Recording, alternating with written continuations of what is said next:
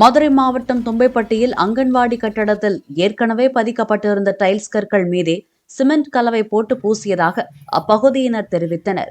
கைப்பிடிக்கான இரும்பு கம்பிகளும் புதியதற்கு பதிலாக பழைய கம்பிகளும் ஆங்காங்கே கிடந்த செங்கற்களையும் எடுத்து கட்டுமானத்திற்கு பயன்படுத்தி வருவதாக அப்பகுதி இளைஞர்கள் தெரிவித்தனர்.